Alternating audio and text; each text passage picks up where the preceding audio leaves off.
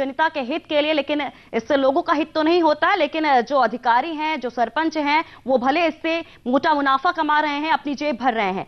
बात की जाए अगर घोटाले की, यहाँ पर सड़क निर्माण में जो घोटाला हो रहा है उसके बारे में आपसे विस्तार से जानना चाहेंगे। ग्रामीणों का क्या कुछ कहना है और कहां से इसका खुलासा हुआ है?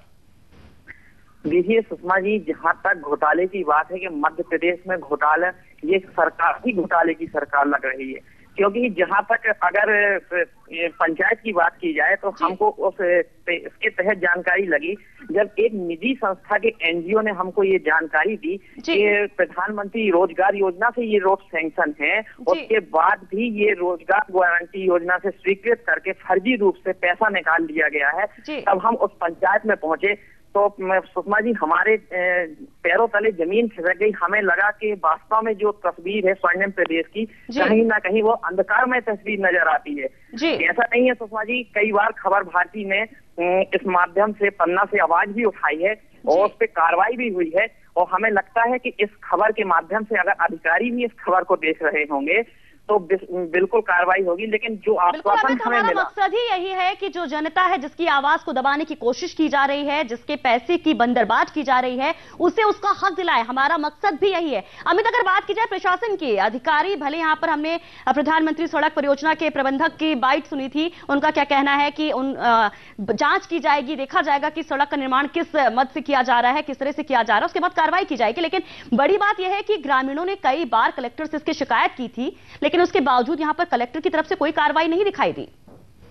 देखिए, जहां तक सुषमा कलेक्टर साहब का सवाल है कि मध्य प्रदेश में शायद ही ऐसे कलेक्टर साहब हो जिन्होंने जो कि कोई भी योजना, शासन की योजनाओं का क्रियान्वयन सही तरीके से नहीं करा। ऐसा नहीं है कि हम लोग इस बारे में कलेक्टर साहब को अवगत नहीं कराते, कई बार अवगत भी कराते हैं। लेकिन उनका सिर्फ यही जवाब रहता है कि ठीक है, आपके माध्यम से हमें जानकारी लगी है तो कहीं ना कहीं हम उस पर कार्रवाई कराएंगे। लेकिन सुषमा जी, सही धरातल पर स्थिति ये है कि ना तो कार्रवाई होती है, ना शासन की योजनाओं का क्रियान्वयन सही तरीके से होता है। और गांव के ग्रामीणों का कहना है कि इस बारे में हम सरपंच से कहते हैं कि भाई काम ठीक तरह से कराएं, शासन की योजनाओं का क्रियान्वयन सही तरीके से कराएं, तो वो उल्टा झूठा केस में, कहीं बलात्कार के केस में, कहीं गांजे के केस में, कहीं दारू के केस में फंसवा के उनको जेल में डलवा देते हैं। तो साहब, हम कैसे अपनी आवाज ऊपर तक पहुंचाएं? जी सुषमा जी, बिल्कुल। यानी कि सरपंच दबंगई पर उतारू हैं, वो पूरी तरह से दबंग बन गए हैं, क्योंकि जब सरकार उन्हीं की है, उन्हीं का राज है, तो डर काहे का? क्योंकि प्रशासन भी यहाँ पर कुछ नहीं कर रहा है, सुस्त पड़ा है, उसकी तरफ से कोई कार्रवाई नहीं की जा रही है, तो आखिरकार डर कहां से पैदा होगा? बड़ा सवाल है अमित। ये अगर अमित बात की जाए तो सड़क निर्माण में जो धांधली हो रही है, घपलेबाजी की जा रही है, घोटाला हो रहा है लाखों का, वो तो हो ही रहा है। लेकिन और योजनाएं जो हैं, जो गांव वालों के विकास के लिए हैं, जनता के हित के लिए हैं, उनमें भी घोटाला देखने को मिल रहा है। अगर बात की जाए इंदिरा आवास योजना की, तो उसमें भी घोटाले की बात सामने आ रही है। क्या कुछ जानकारी इस बाबत? तो हमारा संपर्क टूट गया है अमित से, संपर्क साधने की कोशिश करेंगे। तो फिलहाल आपको बता दें कि भ्रष्टाचार पर भ्रष्टाचार हो रहा है, घोटाले पर घोटाले हो रहे हैं। और इस वक्त जो हम मुद्दा उठा रहे हैं, भ्रष्टाचार का मुद्दा है, घोटाले का मुद्दा है, जिसकी तस्वीर पन्ना में देखने को मिल रही है। यहां पर सड़क निर्माण के नाम पर सरपंच और अधिकारी मिलकर के लाखों का चूना सरकार को लगा रहे हैं। सड़क निर्माण के दावे किए जाते हैं कि गांव को शहरों का रूप दे दिया जाएगा और पूरी तरह से योजनाओं का फायदा आम जनता को मिल रहा है। ये दावे किए जाते हैं सरकार की तरफ से, प्रशासन की तरफ से। लेकिन इन दावों की हकीकत क्या है, ये तस्वीरें बयां कर रही हैं। और महज ये एक क्लेश मात्र उदाहरण है। अगर परत दर परत खोली जाए तो बहुत सारे ऐसे मामले सामने आते हैं जिनमें घोटाला होता है, अधिकारी मलाई काटते हैं, तो जनता परेशान रहती है। और ये तस्वीर पन्ना के दिखा रहे हैं, जहां पर सड़क निर्माण में तो घोटाला हो ही रहा है, साथ ही अगर बात की जाए इंदिरा आवास योजना की, तो उसमें भी घोटाले की बात सामने आ रही है, शौचालय योजना में भी घोटाले की बात सामने आ रही है। और ग्रामीण खासे नाराज है इससे। उन्होंने कई बार प्रशासन से गुहार भी लगाई है, लेकिन कोई सुनवाई नहीं हुई है, बल्कि उल्टा उन्हें धमकी दी जा रही है सरपंच की तरफ से। ग्रामीणों का क्या कुछ कहना है, एक बार फिर से आपको सुनाते हैं। पहले एक बार बन चुकी है, लेकिन अब दोबारा भी ये सैंक्शन हुआ है तो बन रही है, लेकिन इसमें अब मिट्टी डाल रहे हैं। आप तो खुद देख रहे हैं सर, जबकि क्या डालना चाहिए? मोरम डालना चाहिए सर, लेकिन मिट्टी डाल रहे हैं। अगर से जो कोई ऑब्जेक्शन भी उठाए थे उनके बीच में, तो मतलब जरूर धमकी भी देते हैं। कौन देता है? सरपंच देता है सर। क्या नाम है सरपंच का? प्रकाश कुशवाहा। मतलब कहूँ गांजा का केस, कहूँ दारू का केस, मतलब ये केस लगा दे, झूठे अफवाह उड़ा दे। इस संबंध में आप जांच कराएंगे? और देखेंगे कि किस विभाग द्वारा, पंचायत द्वारा या आरईएस द्वारा ये कार्य कराया जा रहा है। और जांच कराने के बाद यदि आरईएस है तो संबंधित कार्यपालन की आरईएस के साथ से निरीक्षण करके इसका निराकरण। और हमारे संवाददाता अमित एक बार फिर से हमारे साथ जुड़ रहे हैं। अमित, वाकई में बड़ा गंभीर मसला है, क्योंकि हमने ग्रामीण की बात सुनी। उसका कहना है कि जब वो आवाज उठाते हैं तो सरपंच की तरफ से धमकी दी जाती है, झूठे मामलों में फंसाने की बात कही जाती है। ऐसे में आखिरकार इंसाफ कहां से मिलेगा, क्योंकि प्रशासन तो कुछ कर नहीं रहा है। और ये महज सड़क की बात नहीं है, और भी योजनाएं ऐसी हैं, चाहे इंदिरा आवास योजना की बात की जाए, चाहे शौचालय योजना की बात की जाए, हर तरफ भ्रष्टाचार देखने को मिल रहा है। बिल्कुल सुषमा जी, चारों तरफ ही इस पंचायत में भ्रष्टाचार है। कहीं ऐसा नहीं लगता कि प्रशासन से कोई काम इस जनपद पंचायत कार्यालय पन्ना के द्वारा कहीं भी किसी भी पंचायत में चल रहा है। सिर्फ कमीशन खोरी और भ्रष्टाचार मचा हुआ है। हम आपको बता दें कि शिवराज सरकार बड़े बड़े दावे करते हैं, गरीबों की हितैषी बताती है, लेकिन कहीं ना कहीं आज की इस सरकार में सबसे ज्यादा गरीब किसान ही परेशान है, और ना ही शासन की योजनाओं का क्रियान्वयन ठीक तरह से हो रहा है। और जिस तरह इंदिरा आवास की बात की तो 20 इंदिरा आवास स्वीकृत किए गए हैं, लेकिन धरातल पर एक भी इंदिरा आवास किसी भी व्यक्ति को स्वीकृत नहीं है और पैसा खा लिया गया है। और यहाँ तक कि सुषमा जी मैं आपको बता दूं कि मियां बीवी के नाम से ही इस पंचायत में इंदिरा आवास स्वीकृत कर दिए गए हैं। जी बहुत बहुत शुक्रिया अमित, तमाम जानकारी के लिए। तो वाकई में काफी गंभीर मसला है। सरकार विकास के दावे करती है, सरकार का कहना है कि जनता के विकास के लिए, उसके हित के लिए कई परियोजनाएं चलाई जा रही है, लेकिन इन परियोजनाओं की धरातल पर हकीकत क्या है ये हम तस्वीरों में दिखा रहे हैं कि किस तरह से भ्रष्टाचार व्याप्त है, घोटाले हो रहे हैं, पैसों का बंदरबाट हो रहा है। जो जनता के पैसे हैं वो उन तक नहीं पहुंच रहे हैं, बल्कि ये अधिकारियों की जेब में जा रहे हैं। मोटा मुनाफा ये अधिकारी और सरपंच कमा रहे हैं।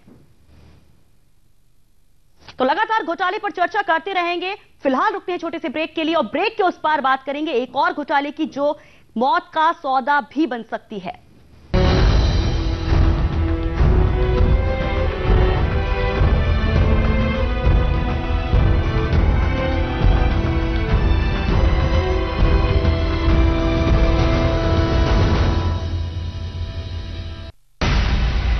एक दिन 24 घंटे खबरों के सजग प्रहरी करते हैं हर खबर की तफ्तीश और लाते हैं ढूंढकर खरा सच। हम बनते हैं आवाज आपकी, आपकी बात, खबर भारती, सरोकार आपकी। कुदरत के नजारों के बीच इतिहास के पन्ने खुलते हैं। हर सफर के दौरान संस्कृति के बंधन मिलते हैं। तो चलिए हमारे साथ, क्योंकि हम बनाते हैं हर सफर को आसान। यात्रा अनलिमिटेड, हर रविवार सुबह 11:30 बजे सिर्फ खबर भारती पर। मुद्दों के बाजार में खबर का कारोबार, क्यों भारी पड़ता है सच पर झूठ बार बार, दर्द मजबूरी क्यों बन जाता है हर बार, क्या फैसला कर पाएगा जनता का दरबार। खबरों की परख खबर भारती, सरोकार आपसे।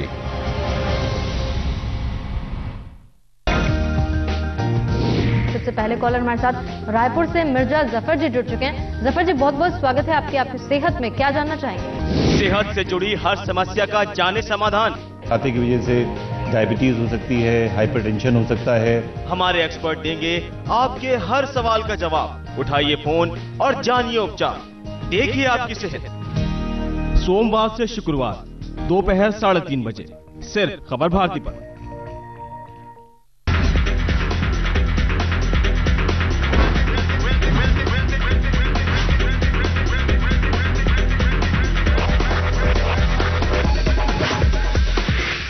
देखिए खबर टॉकीज रोजाना दोपहर 2:30 बजे सिर्फ खबर भारती पर।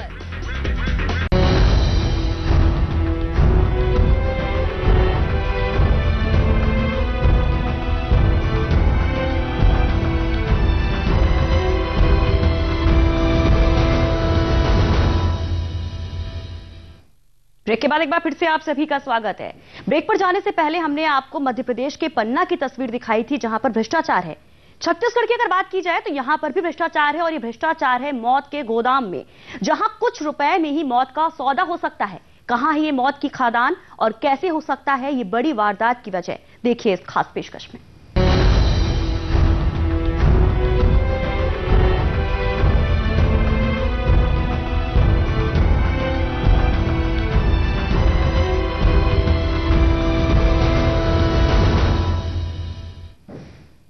छत्तीसगढ़ के कोरिया सरगुजा जिले को माओवाद प्रभावित जिला माना जाता है, लेकिन इसके बाद भी यहां किस तरह की मुस्तैदी देखी जा रही है वो हम आपको बता रहे हैं। जिले में SECL की कोल खदानों में ब्लास्ट के लिए इस्तेमाल किए जाने वाले विस्फोटक के गोदाम की सुरक्षा राम भरोसे है। यहां महज 100 से 200 रुपए में विस्फोटक आसानी से खरीदे जा सकते हैं। यहां सुरक्षा के लिए महज 2 गार्ड की तैनाती की गई है। वहीं अप्रशिक्षित ठेका मजदूरों को खादान में जाकर ब्लास्ट करने से पहले लगभग खादान से 300 से 400 मीटर दूर बारूद गोदाम में जाकर बारूद लाने को कहा जाता है, जहां से आसानी से इस विस्फोटक को कोई भी खरीद सकता है। SECL प्रबंधन तो इन सवालों को पूछने पर हमेशा यह कहकर पल्ला झाड़ लेता है कि वो मीडिया के सामने कुछ भी बोलने के लिए अधिकृत नहीं है, लेकिन सवाल यही कि आखिरकार फिर कौन इसकी जवाबदेही लेगा, कौन जवाब देगा, क्योंकि ये सुरक्षा का सवाल है। माओवाद प्रभावित ये क्षेत्र है और ऐसे में अगर विस्फोटक गोदाम में कोई सुरक्षा नहीं होती है और महज 100 से 200 रुपए में विस्फोटक यहां से खरीदे जा सकते हैं, यानी कि कोई भी यहां पर जाकर के विस्फोटक खरीद सकता है, तो वाकई में ये सुरक्षा में सेंध है। एक बड़ा सवाल है सुरक्षा को लेकर। अपना सुरक्षा वाले हैं सब, ये लोग आते हैं खोलते हैं अपना, और जो गाड़ी से आता है वो भांग अपना ले जाता है। पर अगर चाह लिया जाए तो पूरा बारूद पार किया जा सकता है ना भाई। 2 या 3 गार्ड लोग क्या करेंगे बताओ ना। तो भाई इसमें हम लोग क्या करेंगे, नहीं देखिए सब ताला सील लगा हुआ, आते हैं चेक करते हैं अपना, देखते हैं हर चीज में, तब देखते हैं अपना ड्यूटी में सही होना चाहिए और व्यवस्था होना चाहिए ना आप लोग के लिए।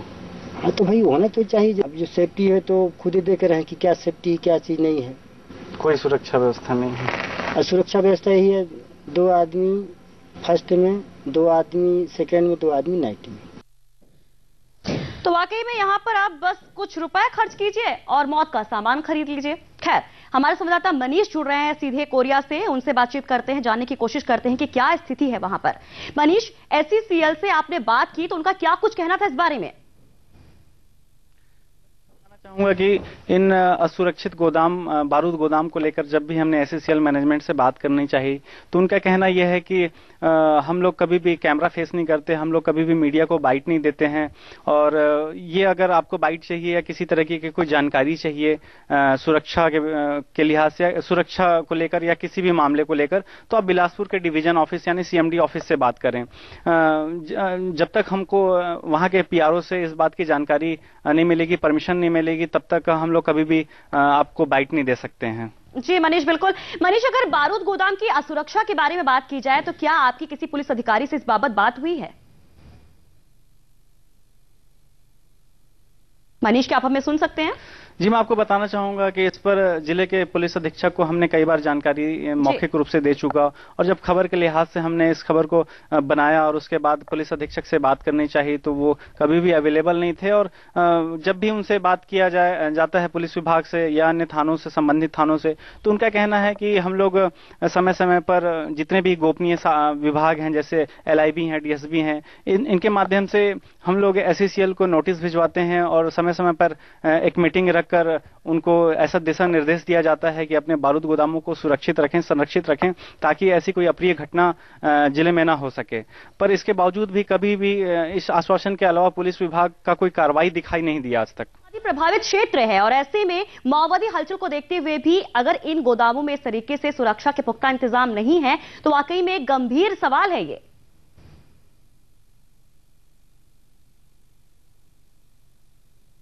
जी मनीष। जी, मैं आपको बताना चाहूंगा कि कोरिया जिले के चिरमेरी क्षेत्र में लगभग 6 खदानें संचालित हैं और बैकुंठपुर परिक्षेत्र में लगभग SECL की 4 खदानें हैं, जिसमें कटकोना और पांडोपारा 2 पुरानी खदानें हैं और एक चर्चा SECL जहां 2 खदानें संचालित हैं। लगभग 8 खदानों के आसपास 200 से 300 मीटर की दूरी पर इन 8 खदानों के पास एक मैगजीन बना होता है। कुछ छोटे मैगजीन हैं, कुछ बड़े हैं, जहां सैकड़ों टन बारूद जो है वो बिल्कुल असुरक्षित इसी तरीके से पड़ा रहता है। जी आपको बताना चाहूंगा कि वर्ष 2003 में भी नक्सली घटनाएं काफी हो चुकी हैं। कोरिया जिला जो है वो पूरा का पूरा नक्सल प्रभावित माना जाता है। कोरिया जिले से लगा सरहदी क्षेत्र है, रामगढ़, जनकपुर जैसे जगह हैं जहां से मध्य प्रदेश और उत्तर प्रदेश की सीमा शुरू हो जाती है। मैं आपको बताना चाहूंगा कि इस तरीके से नक्सली वारदात जो प्रदेश में हो रहे हैं, इससे कोरिया जिला भी अछूता नहीं रहा है। पिछले 2-4 महीनों में जिस तरीके की नक्सली हथियार बरामद हुए हैं पुलिस सर्चिंग के दौरान, रामगढ़ पुलिस को भी कई बार सफलता हाथ लगी इसमें। हमेशा से सर्चिंग के दौरान इनको कोई ना कोई हथियार मिलता रहता है, जिससे ये बात तो स्पष्ट है कि जी मनीष, जी बहुत बहुत शुक्रिया मनीष तमाम जानकारी के लिए। और बिलासपुर से हमारे संवाददाता संजय उपाध्याय जुड़े हैं। संजय आपसे जानना चाहेंगे कि आपकी अधिकारियों से बातचीत हुई होगी इस बाबत की सुरक्षा में सेंध लग सकती है, सुरक्षा को लेकर यहाँ पर कोई भी पुख्ता इंतजाम देखने को नहीं मिल रहे हैं और चंद रुपयों में ही यहाँ पर मौत खरीदी जा सकती है, क्या कुछ कहना है अधिकारियों का?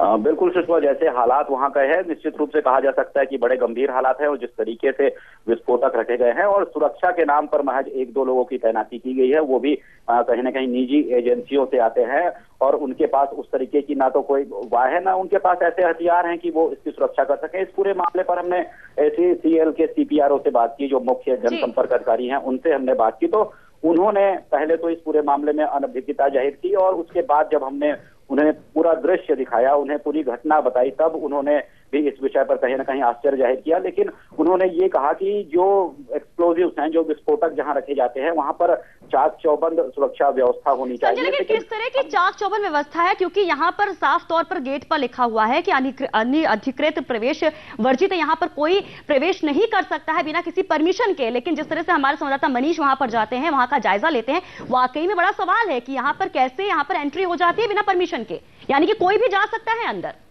निश्चित रूप से सुषमा, हमने भी यही सवाल किया था, हमने भी CPRO से यही पूछा था कि आखिर जब वहां पर एक आम आदमी पहुंच सकता है, आम आदमी बनकर हमारा संवाददाता पहुंच सकता है, तो फिर जो सुरक्षा की किस तरीके से आप गारंटी लेते हैं, क्योंकि वो क्षेत्र कहीं ना कहीं एक तरीके से संवेदनशील है। तो इस पर देखिए CPRO ने कोई ठोस जवाब नहीं दिया। उन्होंने कहा कि वो पूरी घटना की जांच करेंगे, इस पूरे घटना में एक बार फिर से जांच का हवाला दे दिया गया कि जांच की जाएगी और उसके बाद कुछ कहा जाएगा। लेकिन संजय, अगर बात की जाए गार्ड की, तो सुरक्षा के लिए जो गार्ड तैनात किए गए हैं, उन गार्ड से मनीष ने बात की थी और उसकी एक रिकॉर्डिंग भी हमने सुनाई है दर्शकों को। उसमें साफ तौर पर गार्ड ये कह रहे हैं कि एक शिफ्ट में 2 गार्ड होते हैं और ऐसे में जो इतना बड़ा स्टॉक है वहां पर, विस्फोटक का गोदाम है, वहां पर महज 2 गार्डों की तैनाती किस तरह से स्वाभाविक है? क्या वो सुरक्षा कर पाएंगे? अगर कोई वहां पर पहुंचता है लाव लश्कर के साथ, तो क्या वहां पर सुरक्षा का इंतजाम है? 2 गार्ड कैसे रोकेंगे उन्हें? निश्चित रूप से ये सुरक्षा के नाम पर कहीं ना कहीं खाना पूर्ति सिर्फ है, क्योंकि 2 गार्ड जो रखे गए हैं वो भी बहुत ट्रेंड गार्ड नहीं है सुषमा, और वो निजी एजेंसियों के गार्ड हैं। वो ACCL के भी सुरक्षा कर्मी नहीं है और ना ही जो केंद्रीय सुरक्षा एजेंसी होती है, खासकर जो ऐसे संवेदनशील क्षेत्र होते हैं वहां पर केंद्रीय जो सुरक्षा एजेंसियां होती हैं उनको रखा जाता है, जो ट्रेंड होते हैं और कहीं ना कहीं जो गंभीर हालात बन सकते हैं उनसे निपटने में वो उसके काबिल होते हैं। तो जी संजय, आपको रोकना चाहेंगे फिलहाल। बहुत बहुत शुक्रिया इस तमाम जानकारी के लिए। हमारे साथ ACCL के CPRO मिलिंद जी जुड़ रहे हैं। मिलिंद जी, बहुत बहुत स्वागत है आपका खबर भारती में। जी बहुत धन्यवाद। मिलिंद जी, साफ तौर पर तस्वीरें बयां कर रही हैं कि सुरक्षा के पुख्ता इंतजाम नहीं है। आखिरकार क्या कर रहे हैं आप लोग, प्रबंधन क्या कर रहा है? जी नहीं, ऐसी कोई सुरक्षा में कहीं कोई खामी तो नहीं है, हमारे इसमें पुख्ता इंतजाम है। और वहाँ पे जिस चीज का जिक्र मुझे अभी अभी किया गया था, मुझे लगता है कि वहाँ पे ऑलरेडी सिक्योरिटी गार्ड हैं हमारे। मिलिंद जी, और ये बहुत ही गार्ड की अगर बात की जाए तो उस गार्ड का क्या कुछ कहना है? वो रिकॉर्डिंग हमने दर्शकों को दिखाई है। गार्ड का कहना है कि यहाँ पर महज एक शिफ्ट में 2 गार्ड होते हैं और कोई भी आ जा सकता है। तो अगर गार्ड ही स्वीकार रहा है कि 2 गार्ड सक्षम नहीं है सुरक्षा के लिए, तो आप कैसे कह सकते हैं कि पुख्ता इंतजाम है यहाँ पर? जी, गार्ड्स की ड्यूटी है वो तो उनको सिक्योरिटी करना है, देना है। और जितनी भी सिक्योरिटी है हमारे पास हमने डिप्लॉय की है। पुख्ता इंतजाम आज तक अभी कोई ऐसी टचवुड कोई अनहोनी हुई नहीं है।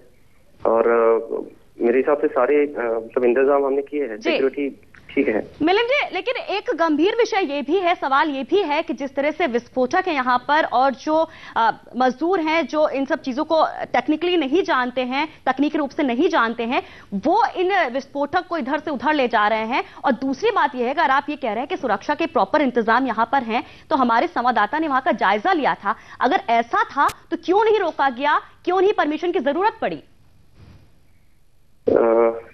जी मुझे लगता है वो किसी विशेष कार्य से अंदर उनको जाने दिया गया था जो जानकारी मेरे पास है तो कुछ कोई विशेष उन्होंने जानकारी चाहिए थी जिसकी वजह से उनको अंदर जाने दिया गया था। बट अदरवाइज तो ये दिन में एक ही बार वो जो एरिया है वो खुलता है। और जी बहुत बहुत शुक्रिया मिलिंद जी इस बातचीत के लिए।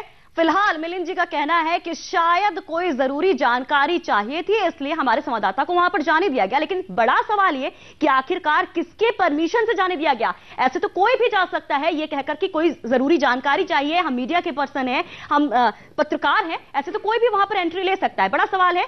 खैर, प्रशासन और प्रबंधन का काम है मामले की जांच का हवाला देकर मामले को ठंडे बस्ती में डालना। लेकिन हम यहां पर जरूर आपके सरोकार की खबर उठाते हैं क्योंकि यहां पर सवाल है हजारों जिंदगियों का, लाखों जिंदगियों का, क्योंकि ये माओवाद प्रभावित क्षेत्र है और यहां पर चंद रुपयों में ही मौत का सामान खरीदा जा सकता है। इसी के साथ हमारी खास पेशकश में फिलहाल इतना ही। देखते रहिए खबर भारती।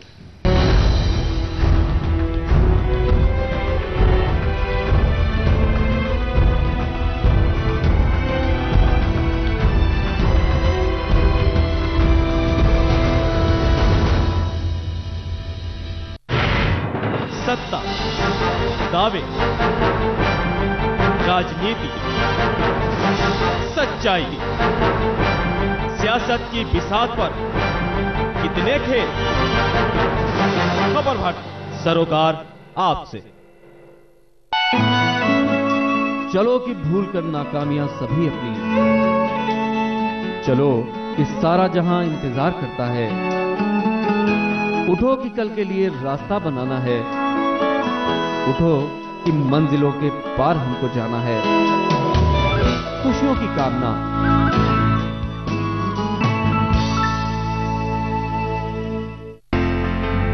सूरज की पहली किरण के साथ हम लाते हैं कुछ अच्छी खबरें, कुछ फायदेमंद बातें, खबरों की तपिश से अलग, आपकी सुबह आपकी तरह। जिंदगी सुबह सुबह, सोमवार से शुक्रवार सुबह 8 बजे सिर्फ खबर भारती पर।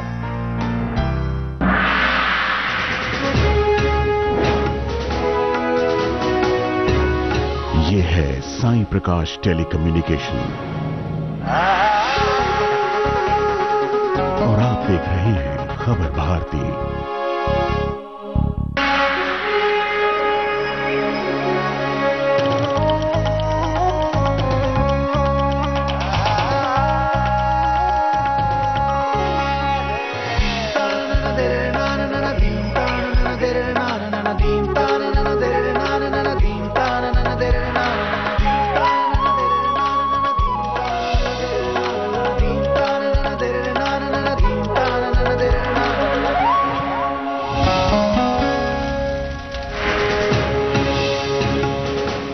भोपाल में बीजेपी कार्य समिति की बैठक जारी। 5 राजनीतिक, कृषि और युवाओं से जुड़े प्रस्तावों को मिल सकती है मंजूरी। विधानसभा चुनाव पर भी रहेगा फोकस।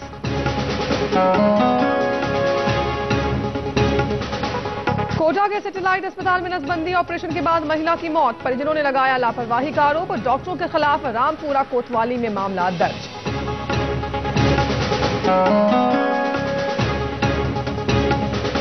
कोरिया में SECL के एक्सप्लोजिव गोदाम में सुरक्षा से खिलवाड़, 100 से 200 रुपए में मिल रहा है मौत का सामान। 2 गार्ड के भरोसे है गोदाम की सुरक्षा।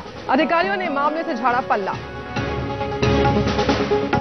पन्ना में सड़क निर्माण के नाम पर हुआ लाखों का घोटाला, सरपंच, सचिव और सब इंजीनियर पर लगे आरोप।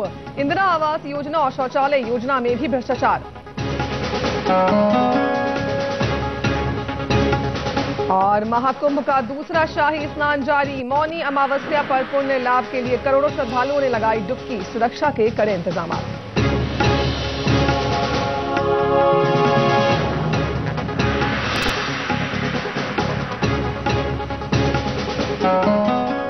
नमस्कार, आप देख रहे हैं खबर भारती। आपके साथ मैं हूं नूरी कायनात और बुलेटिन की शुरुआत करेंगे इस वक्त की बड़ी खबर के साथ। जशपुर से आ रही है, जहां पर बगीचा थाना क्षेत्र के तखेरा गांव में पिकअप वैन जो है वो पेड़ से टकरा गई है। हादसे में 2 लोगों की मौत हो गई, जबकि एक शख्स गंभीर रूप से घायल बताया जा रहा है।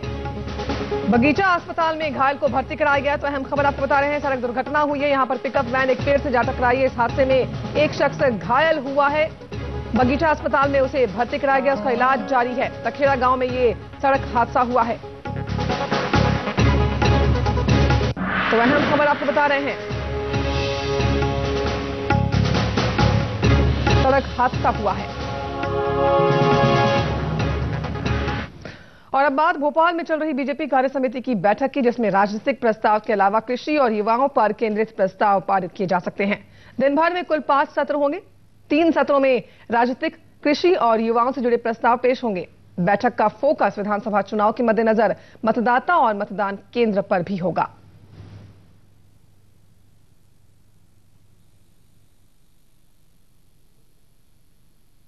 तो 5 सत्र में कार्य समिति की बैठक हो रही है और इस बैठक में विधानसभा चुनाव पर भी चर्चा की जाएगी। राजनीतिक, कृषि और युवाओं से जुड़े प्रस्ताव इस बैठक में पेश होंगे।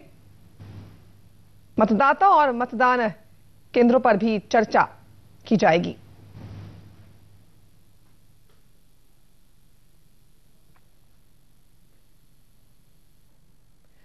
नरेंद्र सिंह तोमर के मध्य प्रदेश बीजेपी के अध्यक्ष बनने के बाद ये कार्य समिति की पहली बैठक है। बैठक में